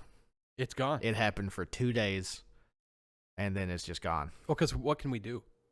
And there was another train derailment in fucking Michigan. Yeah. There was another one in Texas, too, I'm pretty sure it was. Yeah, there was one in North Alabama like a week ago. Yeah. Yeah, you know, there was actually, I think it's a movie where a train was derailed in East Palestine. Mm-hmm. It was made in like 2018, 19, somewhere in there. Wow. And all this same shit happened. Wow. In that movie. What movie is this? I can't remember. But Balls. it was on Netflix for a while. If anyone knows that movie, please send it to me. Yeah, me too. Yeah, what is our email now? It's I'm not going to work tomorrow at gmail.com. I think it is the I'm not going to work tomorrow podcast. I think we cut the in the podcast out. I think it's just I'm not going to work tomorrow. I don't know. We'll have to look. We'll put it in the show notes. Yeah, we'll put it in the fucking description below. Yeah. Also, like and subscribe. Yeah. By the way, I don't know if we said this or not, but we're on Spotify, Apple Podcasts, and Google Podcasts now. Yeah, wherever you get your podcast. Wherever you get your podcast from. We out there. Yeah, there's a lot of crazy shit happening in this world, man. Yeah. So. Which I actually had a topic kind of along the lines of this. Bring it in, Mr. Segway. All right. So I got to pull it back up. Okay. Because some of the shit that is in this article is when I read it, I was just sitting there laughing to myself. Yeah. Hold on. My phone runs very slow. It is very old. You should get a better droid. Yeah, I probably should. Well, this article was in Popular Mechanics. Okay. The magazine, and I saw this digital version. All right. So hold on. It's pulling up. Basically, I'll tell you what the title says in just a minute. Basically, a scientist has figured out a theoretical way to make wormholes in a laboratory. That sounds fun. It sounds really fun. But you get into it, and you're just like, well, fuck, I could have done that. Oh. Because all he really did... Wait. Pull the article up. I want to hear this. So, the title of the article says, Scientists now have the blueprint for an actual working wormhole. Promising. And this was published in Popular Mechanics 2 days ago. The blueprint for... So did he, take a piece of blue paper and draw a wormhole? Because I've seen that drawing. Well, no, the picture they have on here is of a blue shaded wormhole. Okay. Kind of a neat looking picture. Yeah, but that's not a blueprint. No, it's not. So I'll just read you a chunk out of it here.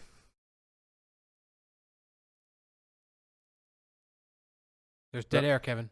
I'm working on it. Okay, so a fellow named Hatim Salih,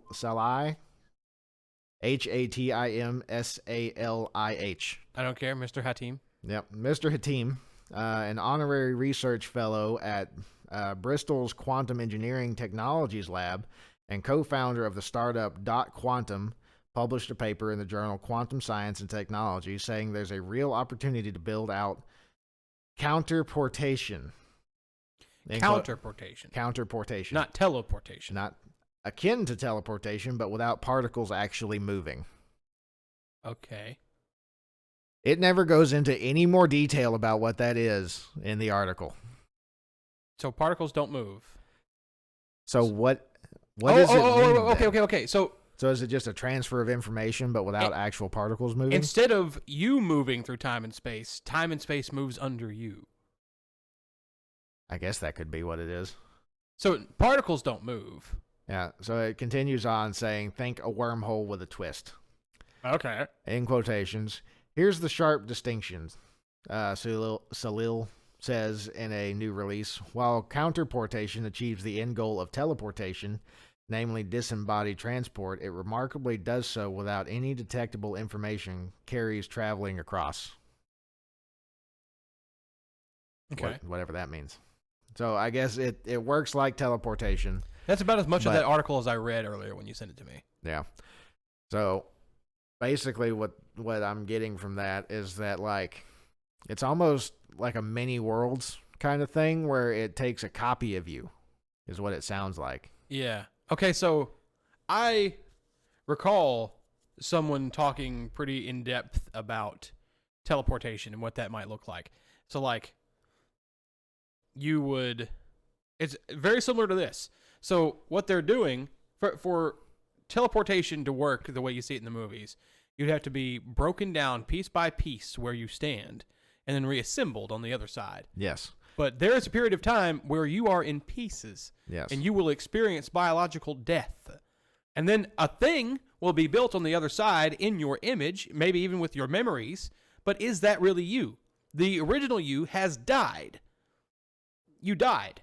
Yeah. Like, well, that's basically what this is, but without the particle taking apart. Without pulling you apart. Just copying you and pasting you somewhere else. Basically, yeah. It's like instant, like that. Boom, I'm here. Yeah. So it goes on to say that, of course, this wormhole blueprint isn't yet feasible with today's technology. If counterportation is to be realized, an entirely new type of quantum computer has to be built, he says. An exchange-free one where communicating parties exchange no particles. So basically what this means is that he had an idea one night and put it on paper, and now it's a theory. Well, that's how they work. But yeah, but like you can't just come out and say, hey, I figured out teleportation, and then all of a sudden at the end be like, oh, well, this is actually just a theory. Nobody really read that far into it. Imagine a world, Kevin. I'm imagining. Where toilet paper doesn't exist. What a terrible place. What a terrible place. We're using corn cobs. We're using two reds and a white. 2 reds and a white corn cob. And there's this feller, wiping his ass with a corn cob like he has his whole life. Right? And he thinks to himself, wouldn't it be a lot easier if I could just if I just had, like, instead of these big old corn cobs I got to ram up inside of my anus, if I could just, like, wipe the duty away. Well, you really... Okay. I know they don't. I'm sorry to. I know they don't shove it up their ass. Okay. And that was for comic effect. I was about to have to poke I already holes knew in your exactly what analogy. you were going to say beforehand. You fucking twat. I kind of got hung up on the wrong point there. Yeah, don't get preoccupied with stuff going in your butt, Kevin. I'd prefer not to have that happen. It's only one part of the journey. Hey, that reminds me of a joke. You want to hear it? Go ahead. Okay, so a man goes to the doctor and says, "Doctor, my butt kind of hurts." And the doctor says, "Okay, well, where does it hurt at?" And he says, "Right here around the entrance." Doctor says, "Well, as long as you keep calling it an entrance, it's going to keep hurting." That's a fucking excellent. That's a really good one. Yeah. I like that one. Yeah. But this whole... I get where you're going with your analogy. Like, obviously, if just because something wasn't before doesn't mean that it can't be in the future. But you're basing your whole theory on the hope and a prayer that somebody comes up with something that would work to make your theory work. Yeah, for this to work, we need quantum computers. Yeah. We need quantum computers. The only quantum anything we have is like the double slit experiment and fucking Large Hadron Collider. Yeah. Like, and have you've seen the double slit experiment? I have heard of it. I can't quite remember what it is. Okay, let me drop this big old quantum bomb, because this is the birth of quantum physics. Yeah. This is what a quantum computer would be able to fucking, like, deal with. So, like, the double slit experiment, like, say you get a metal plate with 2 slits cut in it, and you fire marbles at it, right? And say behind that metal plate, you have, like, a wall where impressions could get made, and you could see, when the marbles went through. So if there's 1 slit in the metal plate, and you fire marbles at it, some of the marbles will hit the walls of the metal plate and bounce back. Some of them will go through. And the impressions on the back wall will be a straight line down the middle, because that's the only place the marbles could go through. If there's 2 slits, the same thing will happen. You'll have 2 slits on the impressions in the back wall. And, sometimes they go through. So sometimes a marble goes through 1 slit. Sometimes a marble goes through a different slit. Sometimes a marble doesn't go either of the slits, and you'll get 2 straight lines in the back wall. Well, if you were to submerge that same plate in water and send a wave through those two slits, or through a single slit, you'll still get one main impression on the back wall, where one wave passes through one hole and then creates a new wave, which still has that same, centered point of origin. Yeah. And, it's still going to be centered. It's still going to look the same way the impression would if you were to shoot a marble at that. But if you send a wave through two slits, so like two new waves will come out on the other side. They will interfere with each other, and they will create an interference pattern on the impressions in the back wall. Yeah. So you will see it'll be one main line in the middle, and then lines decreasing in power off to the side. And they call that an interference pattern. So we know what happens when matter passes through those slates, and what happens when waves pass through those slits. So they decided to test this out on a microscopic level. They shot electrons at a plate with a single slit. I don't know how they got to this experiment. I don't know what took place to make them do this, but they did it. They had a plate with a single slit in it. They fired electrons at it. Okay? Electrons are tiny little bits of matter. They're tiny little marbles. Right? And all this is coming from that fucking Dr. Quantum bit from What the Fuck Do We Know? Yeah. But it's a fantastic explanation. Like, it made my dumbass 19-year-old self understand it. It works.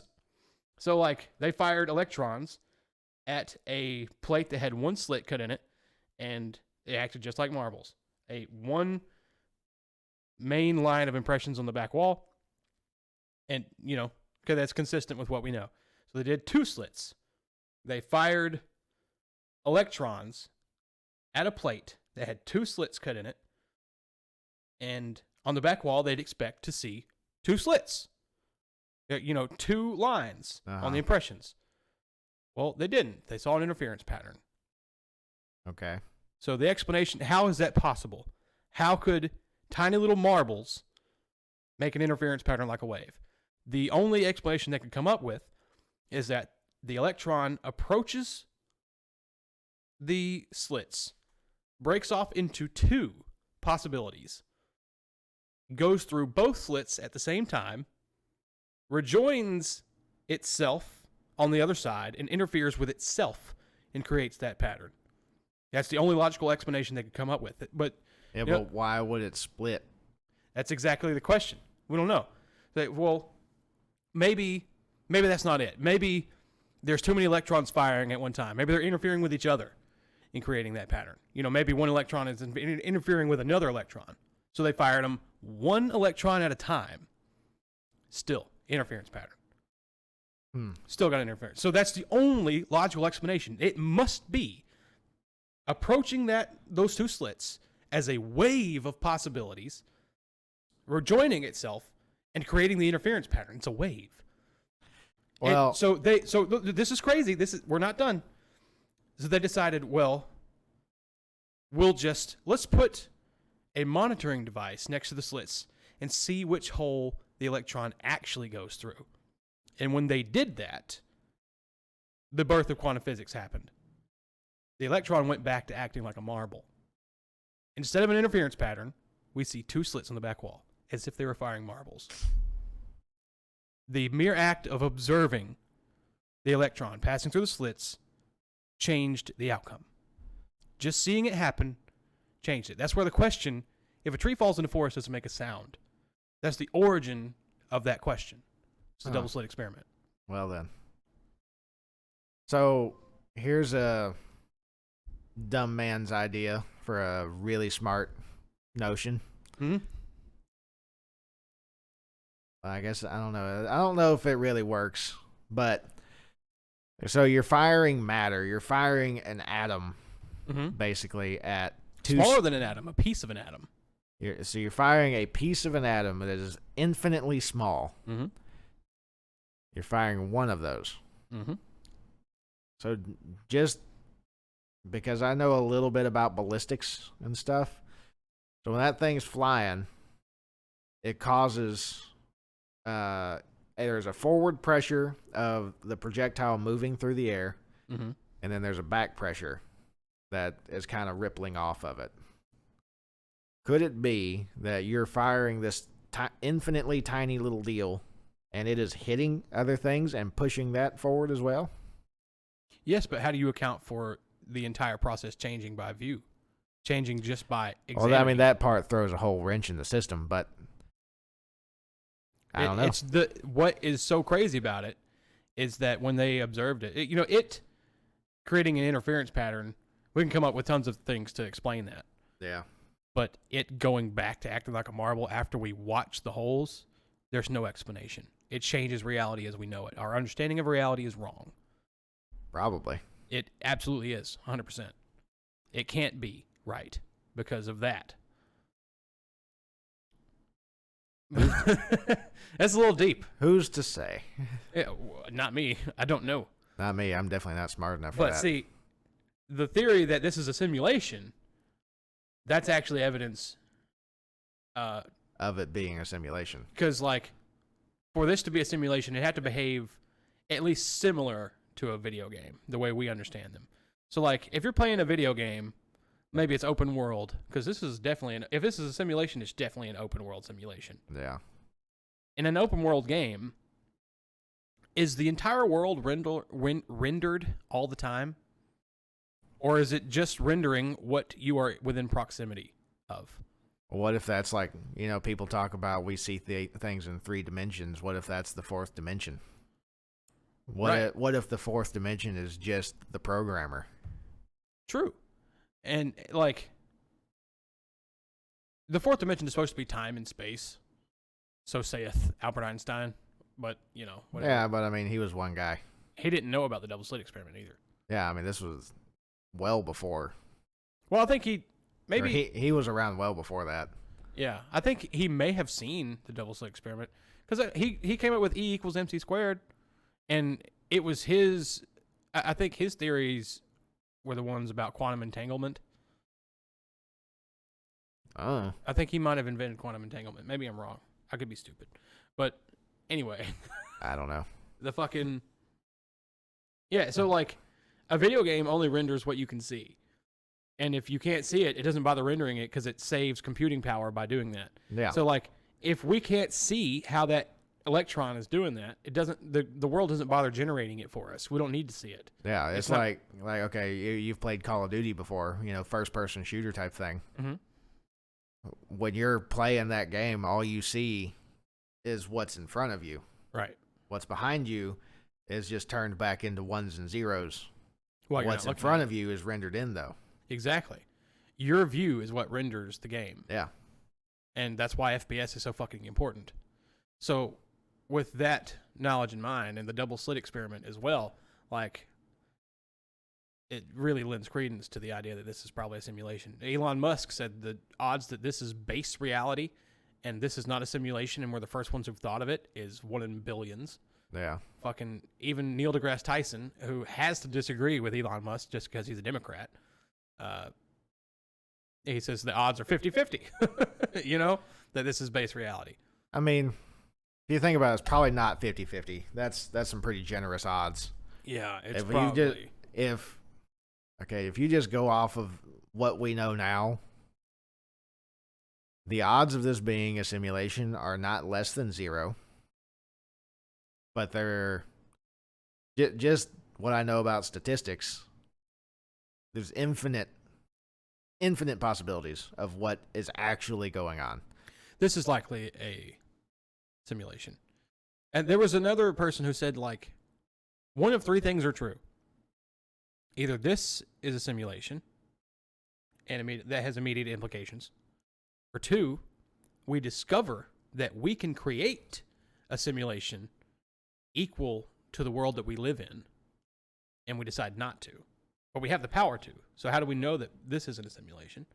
Or we discover a simulation and make a simulation, and the simulations within those simulations eventually make their own simulations, and it goes on and on and on and on and on.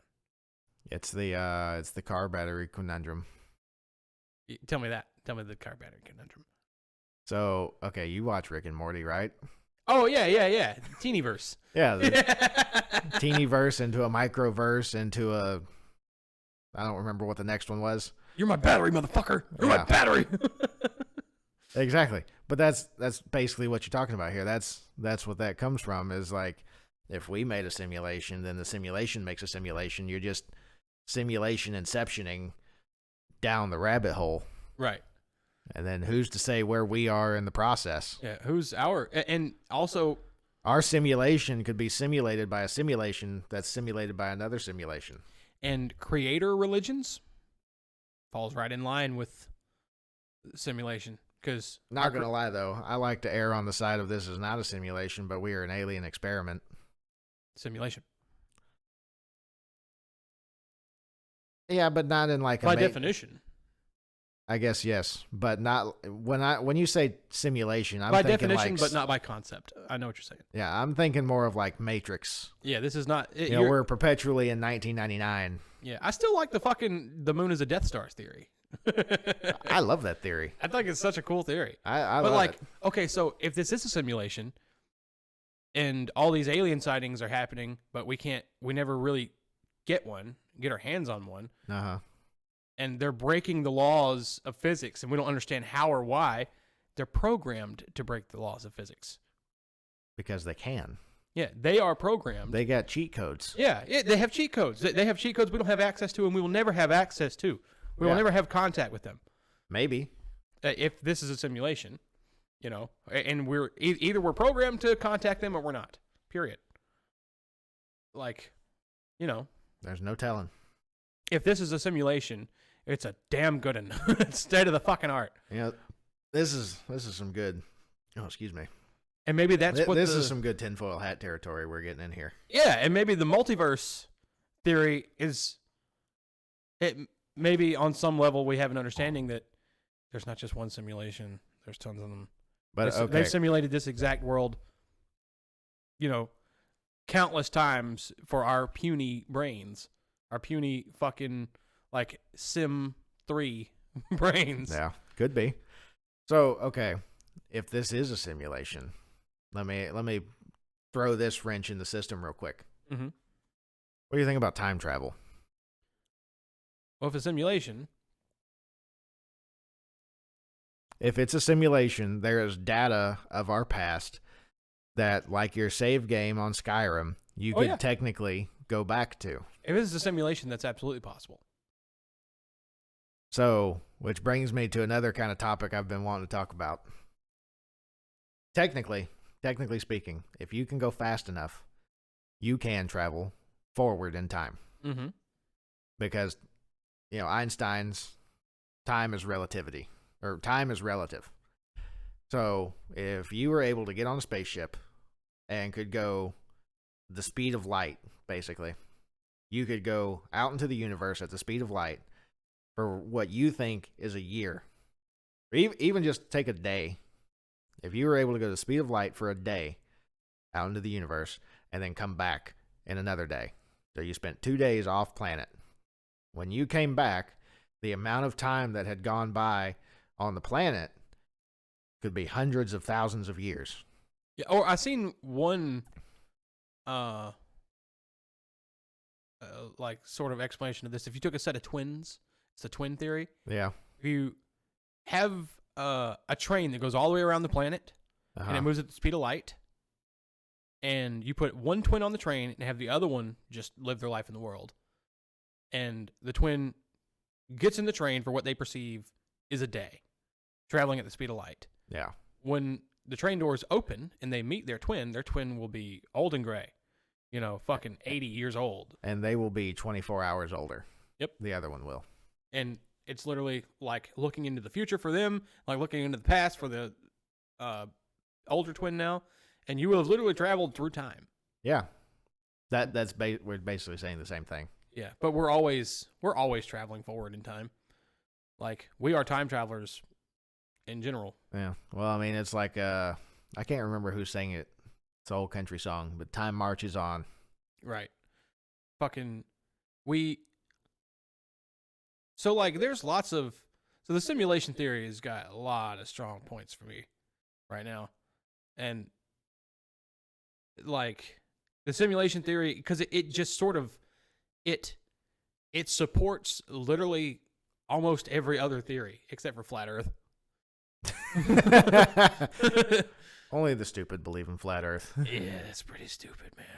Or it's just like there's some flat earthers you can't disprove. Like they're just fucking contrarians, you know. Like, yeah, well, it's kind of hard to disprove thing when you're speaking in gibberish.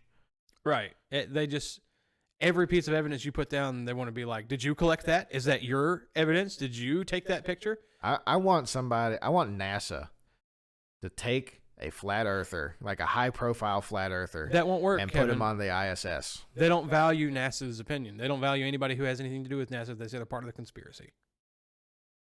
They wouldn't value their opinion even if they fucking, put them over their knee, pulled their pants down, and spanked them. They wouldn't value that spanking at all because it came from a NASA employee. Okay, well then get with fucking Elon Musk or something. Like, I don't know, man. He's saying he's sending stuff into space. He has to be part of the conspiracy because we can't go there. Okay, well then go talk to the Russians. Yeah. Well, like, eventually you're gonna go get the fucking guy that owns Virgin Mobile Phones and go get on his spaceship. What these people are saying, it's just asinine. It's asinine. They're for what they're saying to be true. Literally every country's leadership would have to be in on it. Every scientist from every country would have to be in on it because we when we went to the moon and brought back rocks, we sent them to all the countries. We sent samples to every fucking country. Yeah, even the Russians, who we were not friends with at the time. And we were in a Cold War with the motherfuckers at the time. Yeah. And we didn't get not one email being like, "This is bullshit. This is not a fucking moon rock." Yeah. We didn't get one of those. Nope, not a one. Yep. Not even a whisper. The Russians were like, "Oh shit, it's moon rock." Yeah. When the Russians are impressed that you did something, you know you did something. Yeah. Fucking, we went to the moon. Yeah. And whatever, I don't care. I like the part in the Y-Files when they're talking about the hollow moon theory. Yeah. You watched the video? Oh yeah, I've been watching a lot of his shit. I watched one on a I guess it's not time travel, but like time communication. Right. But I'll get to that in a second. I like the part in the hollow moon theory video that he does where he's arguing with Hecklefish. Mm-hmm. And Hecklefish is like, "We didn't go to the moon." And he's like, "Well, do you believe in the hollow moon theory?" "Yeah." "Well, then you have to acknowledge that we went to the fucking moon." "We're going to need you to concede that we went to the moon." It's like, okay. But those were unmanned missions. Everything was filmed in fucking California. Yeah, that part just I like Hecklefish. I love Hecklefish. I thought he was so cringy the first time I seen him. The first time I seen him, I was like, nope, can't stand that, and clicked away. Yeah. And then I just ran out of other shit to watch, and I was like, well, I guess I'll watch. And god damn it, he stole my heart. Yeah. I love Hecklefish. It's pretty funny. Yeah. So the one I watched the other day was really interesting to me because it was one of those at the end where he couldn't 100% say that it was bullshit. And so what the way the story goes is that this fella in 1985, or roundabouts, has a computer for work. One of the first like personal computers, like an IBM 5100 or some shit like that. Like I know what you're talking about. Like old school IBMs. This took place in England. Yes. Yeah. And so he had this computer, and he and his significant other left for a little while to go down to the pub or some shit like that. And when they came back, there was an odd message on the computer. And they read this message, and I can't do it verbatim. I don't remember shit that well. I have CRS, can't remember shit. Mm-hmm. But the message basically says, "Who are you and why are you in my home?" And the guy's like, "Well, this is my home. Who are you?" And they don't get a message back that evening. They come back after going to work the next day, and there's a message saying, "I am C.S. Thomas," or some shit like that. I can't remember the guy's name. Mm-hmm. "This is my home, and you are intruding." And so they end up corresponding back and forth for a little while. But the messages that the guy in 1985 is getting, they're weird vernacular. Like, it's not like a modern dialect, how like normal, like how we talk. It's like ye old English. Yeah, it's ye olde English. And so the guy goes down to the university and finds a language expert who studied medieval language and stuff like that. And he goes and takes him the printouts of the messages and stuff. And the guy studies it for a while, and he starts figuring out that this dialect would have been used somewhere around the 16th century.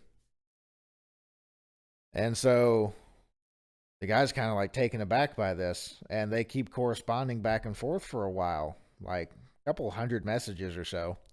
And eventually they start getting kind of used to each other, and it becomes more of like a friendly conversation almost. They tell each other about themselves a little bit. Eventually, another entity comes in, though. And it's the only identification they give is 2038. And so now there's a third person speaking through this computer. Yes. So, and they're from the future, they say. Yeah, so there's 1520, 1985, and 2038. And 2038 pipes up and says that you two are part of a bigger plan. You can converse, but do not give details to the other. That will throw off the timeline. We know what's going on.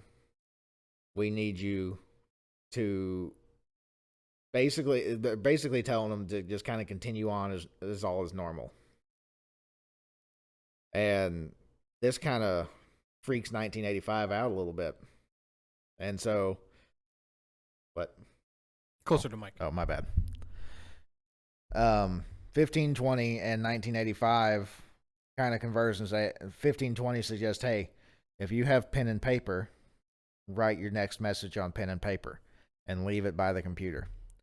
And so 1985 does, and they converse like that a little while, and they start finding out more information about each other. So there's just like a fucking a time pool. Yeah, it's like, I want to call it a temporal field, but I don't think that's what that is. Yeah. But there's basically some kind of string. It's a theoretical wormhole. Yeah, there's a string between the timelines here. And so, have you seen those explanations of like wormhole travel where they take a piece of paper, they fold it, and like, you know, they're basically, it's showing how space time would bend. Yeah, but this is supposedly just time doing that. Yeah. Okay. So anyway, they converse and they find out more about each other. And 1985 is getting real weirded out about this whole thing. So he actually calls in some paranormal investigators, like a reputable, real life paranormal investigator. This institute has been around for hundreds of years, and they've debunked as many things as they've claimed were non-debunkable. Exactly. And so they come in and they're like, okay. The institute starts asking questions to 2038. And 2038 is just like, look, they answer questions kind of in a roundabout way, but they never blatantly answer any of the actual questions. And so, which is convenient. Like, it's what a person from the future would do, but it's also what someone who didn't know would do. Yeah. But there was too many things that kind of lined up, especially with 1520, where you would have to have been a serious expert to have been able to pull off the vernacular correctly, because this stuff, it was too prominent. It was too it was a rare thing to speak like this, and there was only a certain subsect in this particular time frame that actually spoke like this. The vernacular, and he wasn't a very educated man. So, No. like, the vernacular was done poorly, really well. Yeah, it was just the right amount of ignorance. Yeah, it was like if a stupid person from today started talking to someone in the future. Yeah. You know, hey, like, they're going to make grammatical mistakes, and somebody in the future could be like, how do you even know that's them? That could just be an idiot from our time. They don't even sound, they're not even using dialects they used back then. No one typed like that. Look at all the literature we had from that period of time. Well, this guy wasn't a fucking scholar. Yeah. You know? And so the craziest thing about this whole story is that the guy this is about he's a real live person. He's still alive today, I think. And eventually everybody kind of cuts ties. But this guy has been telling this story since like 1987 was the first time he came public with this. The paranormal person who came in to investigate, he got really involved as well. And like the 2038 person, like, decided that person was in on this now, and they could also communicate. They trusted them for some reason. But it was a bunch of drama. It was a bunch of like, there's lots of clicks in this fucking time gateway thing. Like between 1985 and the fucking paranormal investigator in 2038, and fucking it was hard to follow. Yeah, but Y-Files tried to just present the entire picture. I was able to follow the Y-Files story pretty well, and part of me wants to believe this thing, just because like this guy has told the same story. Well, in 2038. We're going to get a big clue. We're going to be alive then. Yeah. And there was if the simulation doesn't shut down before. There was something interesting that it was specifically that IBM 5100 was what 2038 had to use because it was able to use programs that were running on 32-bit. So 32-bit is necessary because if you... From when they started using 32-bit, so if you go out 32 digits, that's each second is a digit, or each digit is a second. Mm-hmm. You know, so 10 seconds gets to the next digit, and yada yada yada. If you do that in seconds from 1970 something, whenever they started using that, the year is 2038. Oh. That's 32 bits in seconds from 1970 to 2038. That's weird. That's why they had to use that IBM. And that was another reason why everybody was freaking out about 1999, because I can't explain it very well because I'm not super computer savvy. Go for it. But it'll be entertaining if nothing else. Yeah. There's something about 32-bit that, like, it doesn't measure thing in, like, minutes and years and stuff. When it does dates, it like, rolls over. And they didn't know in 1999 if it was going to roll over correctly. And so it was just going to set everything back to zero. That's basically the worry of 2038. And so the computer system just kind of goes fucking haywire. And 2038 was talking about a few things that actually did happen too, which was kind of crazy. Like they were talking about there was going to be a worldwide pandemic level sickness that was going to divide continents and countries and stuff like that. Well, that's taking place. There was going to be widespread wars. Well, wars have never really stopped being a thing. Not since there's been a war going on somewhere on the planet as far back as we know. Yeah, but they were talking about like in the major continents. And that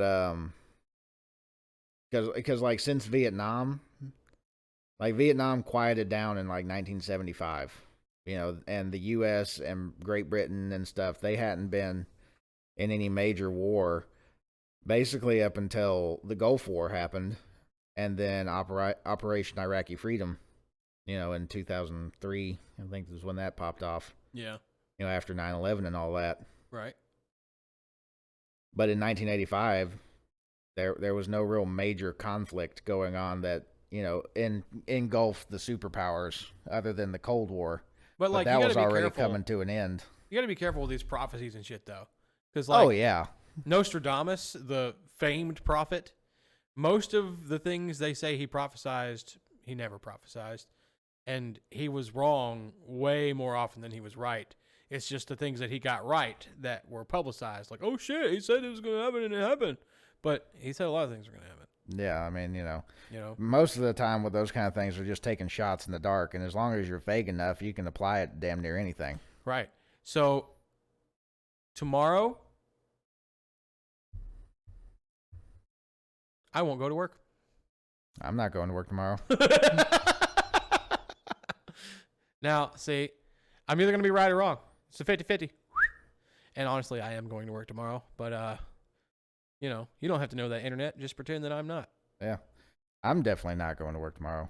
That's for fucking sure. I don't have to work on Fridays. We're 10 minutes to 2 hours. You wanna talk about our secondary thing we're gonna start doing? Yeah, let's go ahead and introduce it. So did you made up that chart, didn't you? I did indeed. Oh shit, I don't have it in front of me. Oh okay, no. So basically, Eads and I were talking about this last week, where we want to we're gonna start like a second channel or something. No, it's gonna be the same channel. It's just gonna be a different show. Oh, yeah, a different show on the same channel. Yeah. Where we are going to come up for the D&D nerds. We're going to come up with a one shot every week. And it's going to be based around a monster that Eads made up a table. How many monsters are on that table? The first book had about 50 entries. Well, it had 49 entries that I felt. So it's going to be Monster Manual 2 from 3rd edition. Okay. And we're going to port all that up to 5th edition. And there was only about 49 monsters that were worth doing. And I figure we can and if you roll a 50, it's dealer's choice. You get to pick. Okay. But we can just roll on this table until we're bored with this book and move on. We don't have to, there's no pressure to finish the whole fucking thing. So what are we going to use to roll? Do you have a D50 by chance? Sir, I have a D50. I'll be damned. This man's got every dice known to man and some known to monkeys. If it's a hedral, I have it. Yep. That's a D30. I think this is also a D30. It is. Hang on. Ooh. This man has got a bunch of dice. This is... Let's see here. This one, that's a D60. There's a 47. Do I have a 50? Yep, this is a D50 right here. Well, I'll be damned. I think this is also a D50. This is another. I have 2 different D60s. Why do you need that? Shut up. I want it. Anyway. I also have a fucking D100 that looks like a golf ball. Yeah, that is stupid. I'm not even going to lie. Yeah, it's dumb. It doesn't roll right. It never stops rolling. It rolls too well. You need a dice caddy. Yeah. To be able to bounce it off a wall so it stops. If I roll it in my little box here, you guys want some ASMR? You want to hear this? That just sounded like a brick falling. Yeah, it kind of does. Yeah, but listen to this. Listen. Oh, it's amazing. Yeah.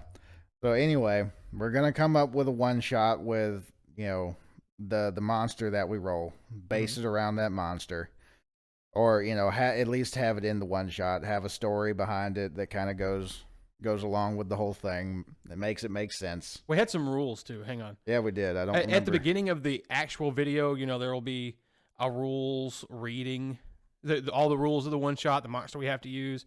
And today, at the end of this podcast, we're going to roll for a monster, and that will be the monster for the first weekly one shot. So I have to ask the question: who gets to roll for the monster? Should we do rollies for that? Yeah, you want to do rollies? See who gets to roll with the first monster? Yeah, let's rollie for the roll. Okay. You got. I got to throw you another D20. I'm gonna sit up real quick. I'll give you the same one from last time, unless you'd prefer another. No, that one's fine. Okay. I'll use the same one from last time as well. This is the first D20 I ever got. It's faded and fucked up, and I love it. Nifty Swifty. Okay, you ready? Yep. I got a 3. I got a 12. Yeah, you won. Hooray! I get to be the first one. Okay. That's not a D. God damn it! I lost a D50. Do you have the list in front of you now? Yeah. Yeah. Okay. Boop, boop, boop, boop, boop. Okay, so this is the D50. It is. Okay, so you ready? Yep. You ready? Yep. You ready? No. I got a 27. Okay, 27. It's an immoth. An immoth. What is an immoth? An immoth is... 1 second. He's got to pull the book out. It's a cold creature. So it's going to be a cold climate. I know that for a fact. So this is the nerdiest of nerd podcasts on the planet. We are fucking nerds. Yeah, we've talked about other nerds, tinfoil hat, and now D&D. Okay, that's an immoth right there. I put a picture of it. Oh yeah, it's like think of like Rafiki, but super duper buff and kind of made out of stone with a white beard. Yeah, it's like the cold miser. Yeah. Okay, so like, see here, immoths originate from the coldest regions of the elemental planes of air and water. Although their thirst for knowledge takes them to many other planes of existence. Interesting. So we have to build a one-shot around that guy. And the rules are... The rules for these weekly one-shots, it has to be a cohesive story. It has to be as loyal to the lore as possible. Yep. And that doesn't only include lore that's included in that book. It's lore from all across the editions. Okay. And we will port it over to 5th edition and make a one-shot that is as loyal to the information we have about immoths available. Yep. And let's see here. Our other rules. Okay, story must feature the chosen creature either as a boss or a common enemy. It's going to be a boss. It must stick as closely to the provided lore as possible. And the one-shot must include at least one puzzle or riddle. And the boss fight must be a deadly encounter. And so we may have to adjust the CR on this thing. The story has to be plausible and engaging. Yep. Yeah. So like it could be a Mary Sue immoth. It didn't have to be your fucking run-of-the-mill immoth. It just has to be an immoth. Yeah. Okay. All right. Fucking A. So that's, yeah, it's an immoth. That's the first thing. Yeah. Honestly, it's my least favorite thing on this list. And I almost didn't put it in, and I was looking at it and was like, God damn it. I really hope I don't get this one. And now I'm going to get it because I don't want to put it, but it's good enough to put in. So, all right. I knew I was going to have to do a fucking immoth. Yeah. Well, you put it in the universe, so now it has to happen. Yep. Fucking law of attraction. Yep. Goddamn double slit experiment. Chekhov's gun. You acknowledge the gun. Now it has gone off. Yep. So the way we're going to do this is whoever rolls is the one who has to do the research. I'm going to have to do immoth research. Yep. And I will come the next time we meet for, well, we'll figure out what day we'll do it. But, yeah, the immoth, I'm the one who has to do I'm going to be the lore master for the immoth. And because I was the one who made the roll, I will have final creative say. Like the power to veto ideas. So whenever you roll, if I come up with an idea that I think is really cool, but it's not the direction you want to go with a one shot, I can veto it. Right. Just like how right now I can feed you ideas and you just be like, no, that's dumb. Yeah, I don't like that. Because what if you're something like, well, the immoth is melting, so it's got to go somewhere. And no, I don't want to. Yeah. Or even there's actually potential for abuse there and corruption. If you come up with an idea that's way cooler than mine, I can be like, yeah, but I don't want to. Just to spite you. Yeah, but are you really likely to do that? You don't know. You're not in my brain, Kevin. I mean, yeah. 25 cents, Kevin. What? Have you seen Meat Canyon? No. There's this guy on YouTube that makes he's an artist. He does parodies. And he does an Ed, Edd n Eddy. Oh, I think I have seen that. With the fucking crazy fucked up Ed, Edd n Eddy? Yeah, I have seen that. Yeah. Yeah. And he's like, what are you doing, dork? Where is everybody? And he's like, 25 cents, Kevin. It just turns into an eldritch horror. Yeah, that one fucked me up a little bit because I watched a lot of Ed and Eddie as a kid. Yeah, I loved Ed and Eddie. What are you guys doing out here, dork? Fucking the Kevin voice was so good. Yeah. Kevin was a douche. He was kind of a douche. Yeah. He reminds me of that Sneeko guy. Nah, he was better than Sneeko. He didn't like cuties. Yeah, but he did have a thing for Naz. But I mean, I guess when you're both kids, it's not a pedo thing. Yeah, he didn't know how to. You're just attracted to your own age group. He didn't even understand why he was attracted to her. He just was. Yeah. You know, he didn't. Pretty sure. Never mind. Yeah. Anyway, you know who my favorite character was on Ed and Eddie? Wait. Plank. No. Jimmy. No. Ed. No. Double D. No. The Kanker sisters. No. Wait. Eddie's brother. No. Any adult. There were no adults. Wait. There's only 3 more. Fucking, I've already said Jimmy. Johnny. No. Kevin. No. Ed. No. Eddie. No. There's none of the. Oh, Rolf. Jesus Christ. Sorry, I forgot Rolf existed. It goes to the entire cast. You dare curse the son of a shepherd, Ed boy? Ed the boy. Ed the boy. Fucking Rolf was amazing. You must leave now. I have potatoes to tend to. That time Ed boy, let go of my chickens. Ed the boy.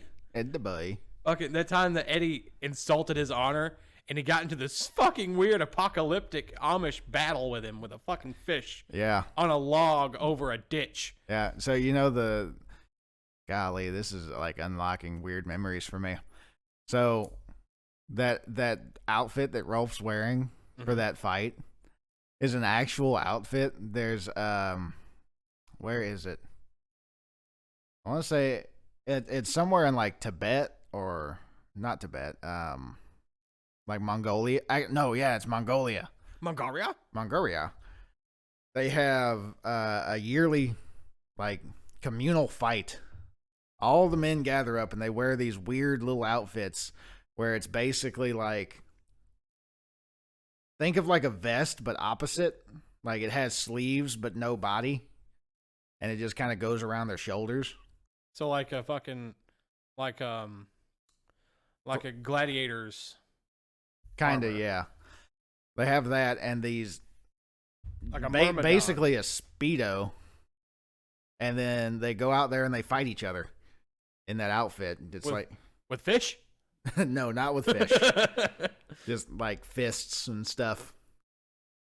They have weird little shields that they can use that are attached to their wrist. But I remember I watched that episode of Ed and Eddie. Is there fish involved in any way? They probably eat fish. I'm not interested. Yeah.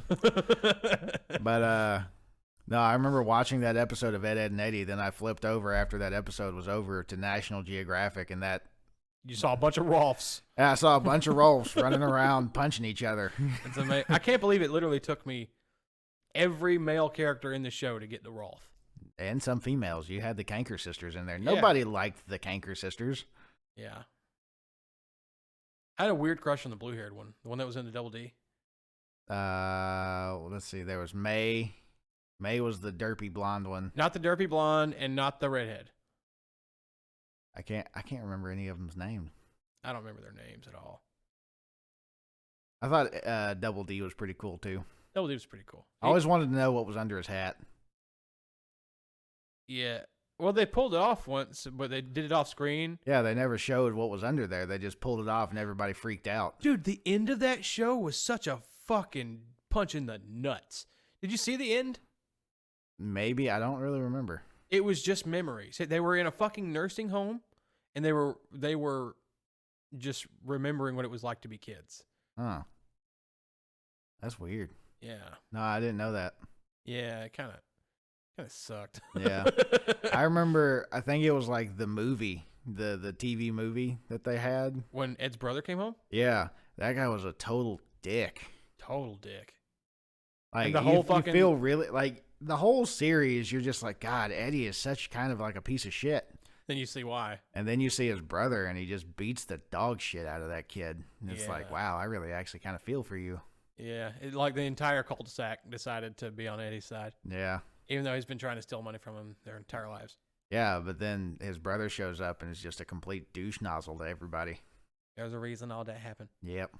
Kind of reminds me, like, I've been watching a lot of South Park lately. Yeah. And I watched the post-COVID special episode. Yeah, the special. Yeah. And you know how, like, adult Cartman has had this, like, amazing turnaround where he becomes a rabbi and he has a family. He's fucking Jewish as shit. Jewish as shit. Like, you're the ultimate Jew when you become a rabbi. Yeah.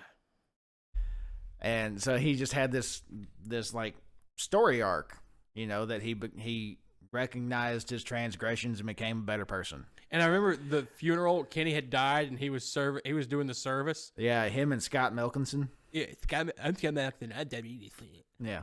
Fucking, and Cartman was like, it was. I just remember that one scene where he was talking about how proud he is of his children. It's like, I have two beautiful, or three. Yeah. Three beautiful Jewish children right over there. They sat down right over there by Cal.